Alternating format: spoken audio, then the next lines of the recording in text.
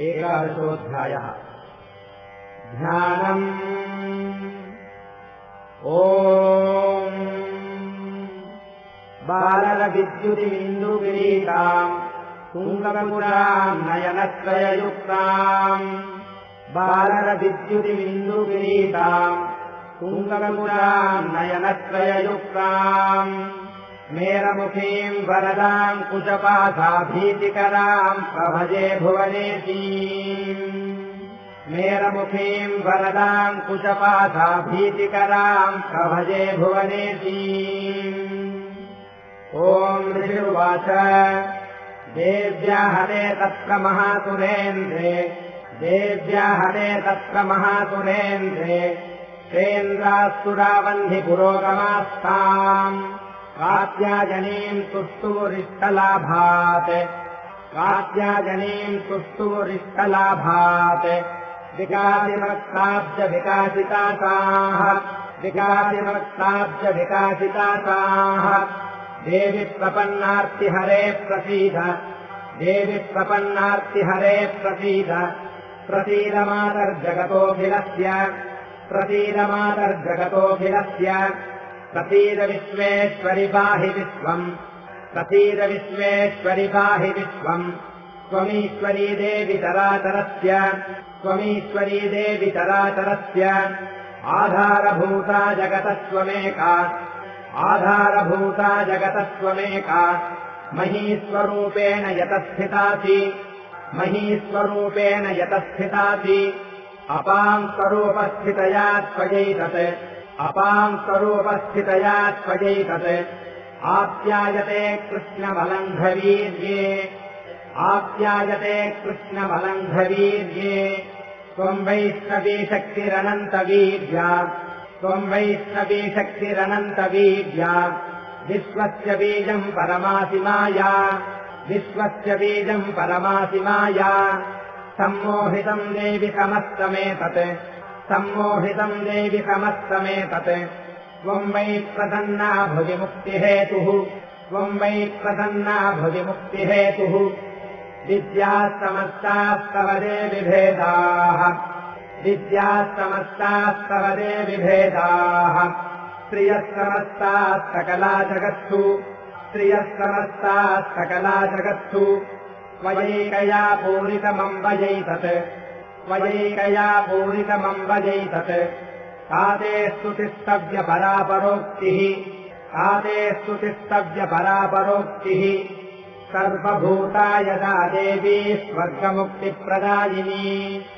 सर्वभूता यदा देवी स्वर्गमुक्तिप्रदायिनी त्वम् स्तुतास्तुतयेका वा भवन्तु परमोक्तयः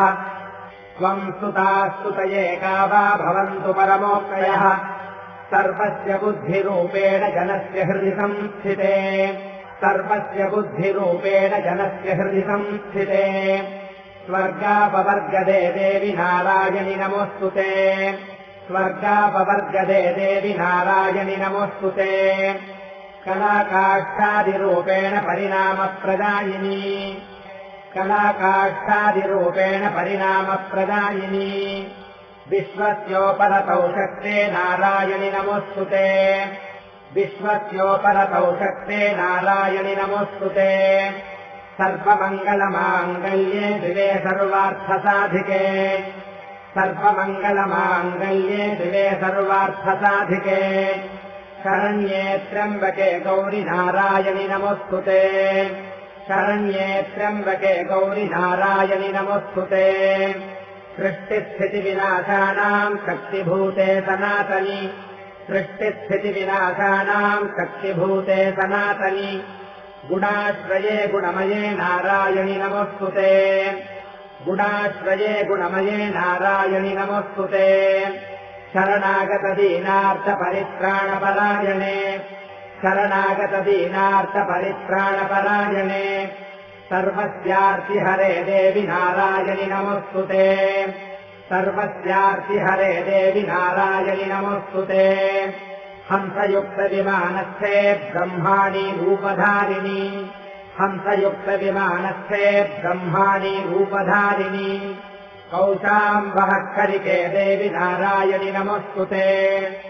कौशाम्बः खरिके देवि नारायणि नमोऽस्तुते त्रिशूलचन्द्राहिधरे महावृषभवाहिनी त्रिशूलचन्द्राहिधरे महावृषभवाहिनी माहेश्वरी स्वरूपेण नारायणि नमोऽस्तुते माहेश्वरी स्वरूपेण नारायणि नमोऽस्तुते मयूरकुक्कुटवृते महाशक्तिधरे नघे मयूरकुक्कुटवृते महाशक्तिधरे नघे कौमारीरूपसंस्थाने नारायणि नमोऽस्तुते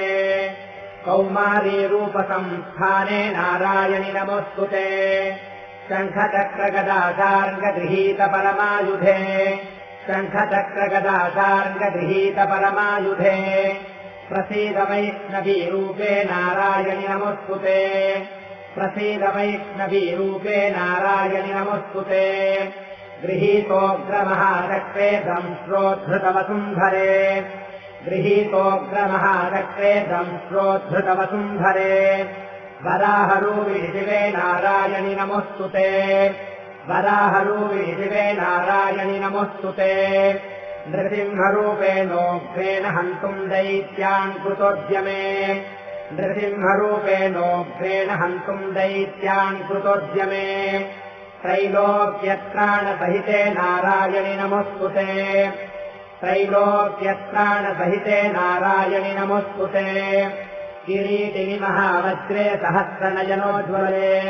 किरीटिनि महावज्रे सहस्रनयनोज्ज्वले वृत्रप्राणहरे सैन्द्रि नारायणि नमोऽस्तुते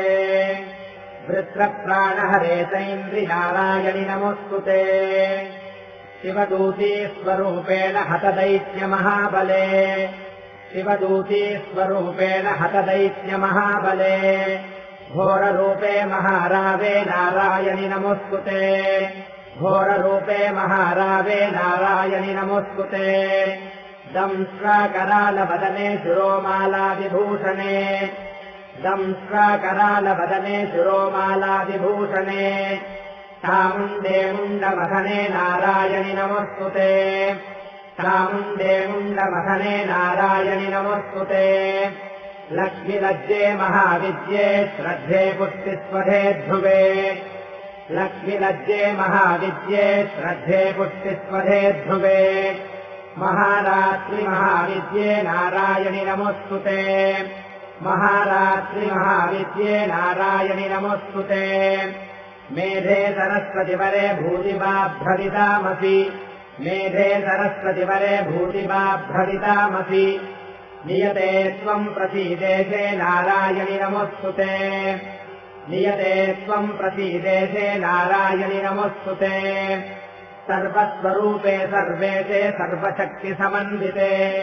सर्वस्वरूपे सर्वेशे सर्वशक्तिसमन्विते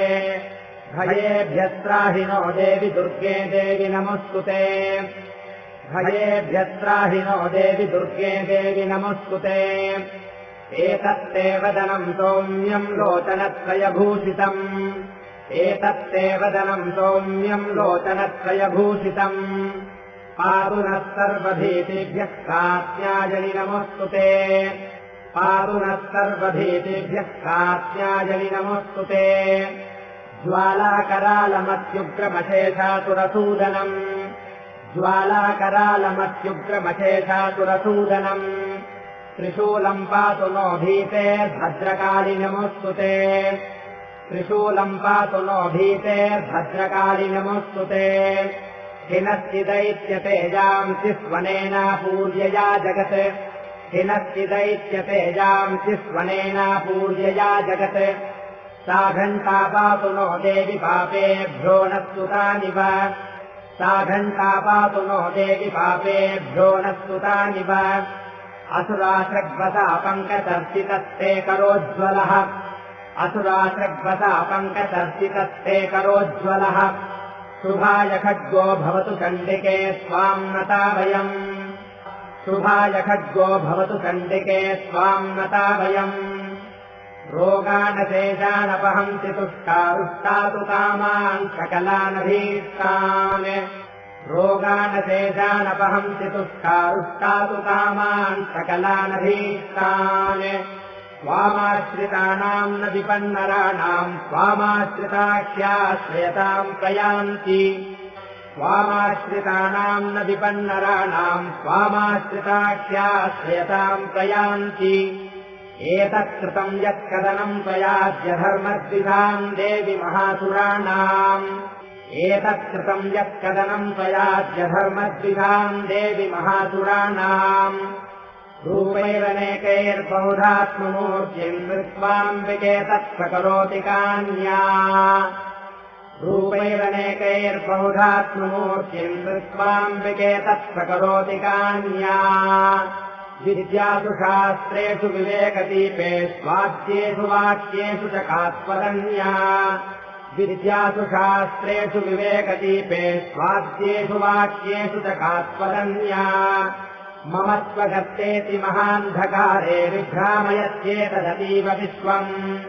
मम त्वगर्तेति महान्धकारे विभ्रामयत्येतदतीव विश्वम्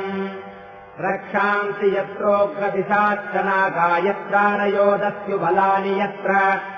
रक्षांसि यत्रोग्रदिशाच्चनागा यत्रारयोदस्युबलानि यत्र दावानलो यत्र तथाब्धिमध्ये तत्र स्थिता त्वम् परिपाति विश्वम् दावानलो यत्र तथाब्धिमध्ये तत्र स्थिता त्वम् परिपाति विश्वम्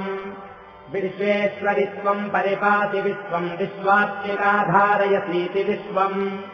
विश्वेश्वरि त्वम् परिपाति विश्वम् विश्वात्मिकाधारयसीति विश्वम्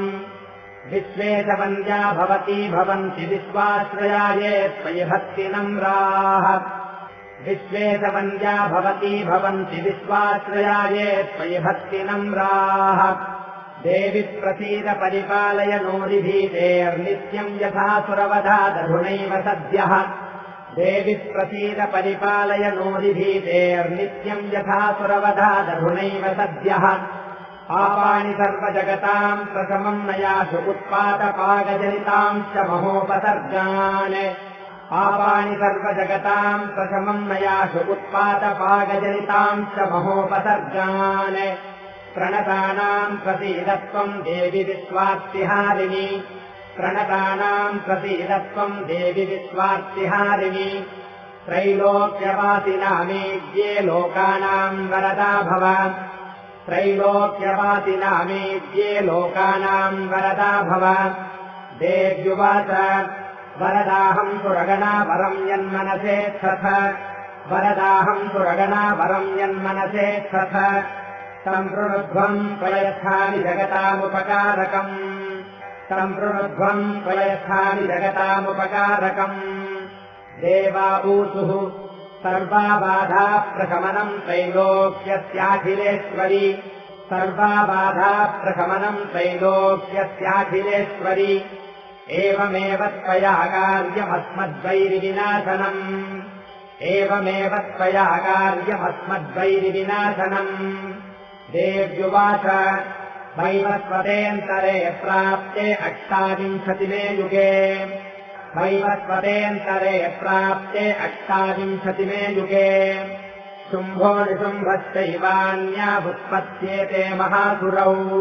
शुम्भो निशुम्भश्चैवान्यावुत्पत्स्येते महासुरौ नन्दगोपगृहे जाता यशोदा गर्भसम्भवा नन्दगोपगृहे जाता यशोदा गर्भसम्भवा परस्कौ नाशयिष्यामि विन्ध्याचलनिवासिनी परस्कौ नाशयिष्यामि विन्ध्याचलनिवासिनी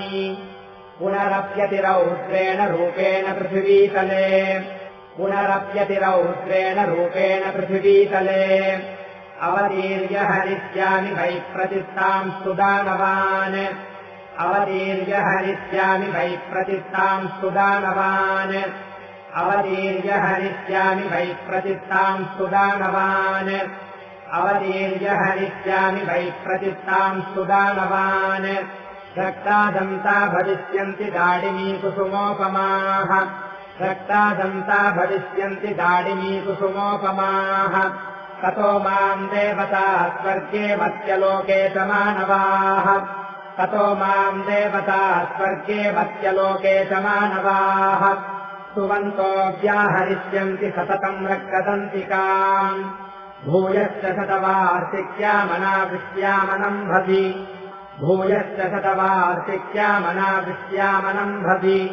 मुनिरेत्तम् स्तुता भूमौ सम्भविष्याम्ययोनिजाम् मुनिरेत्तम् स्तुता भूमौ सम्भविष्याम्ययोनिजाम् ततस्ततेन नेत्राणाम् निरीक्षिष्यामि यन्मुनीन् ततस्ततेन नेत्राणाम् निरीक्षिष्यामि यन्मुनीन् कीर्तयिष्यन्ति मनुजास्तताक्षीमीति माम् ततः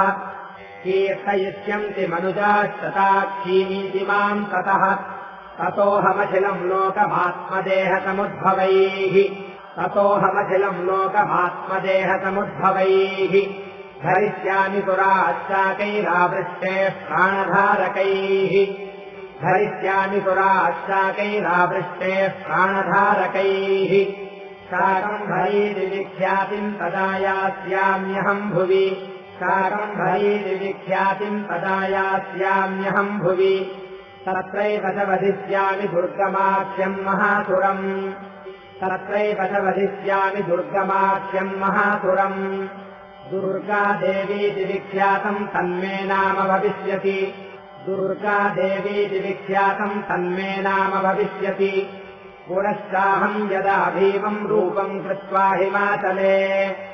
पुनश्चाहम् यदा भीमम् रूपम् कृत्वा हिमाचले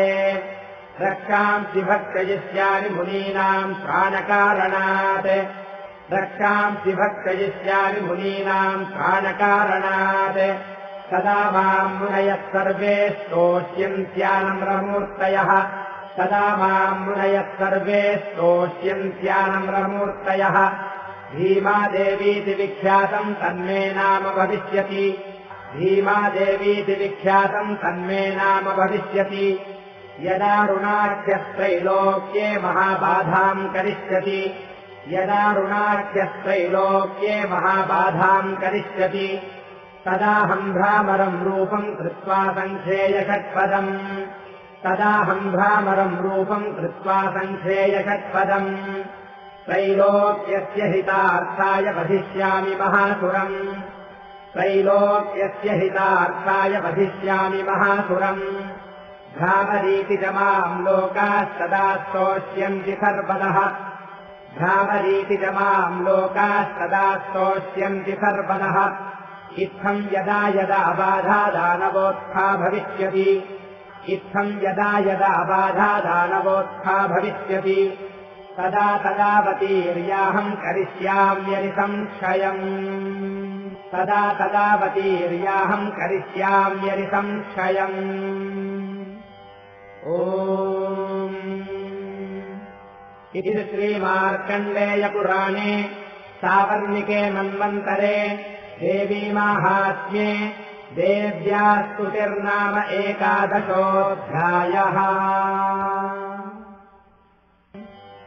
ॐ इति श्रीमार्कण्डेयपुराणे सावर्णिके मन्वन्तरे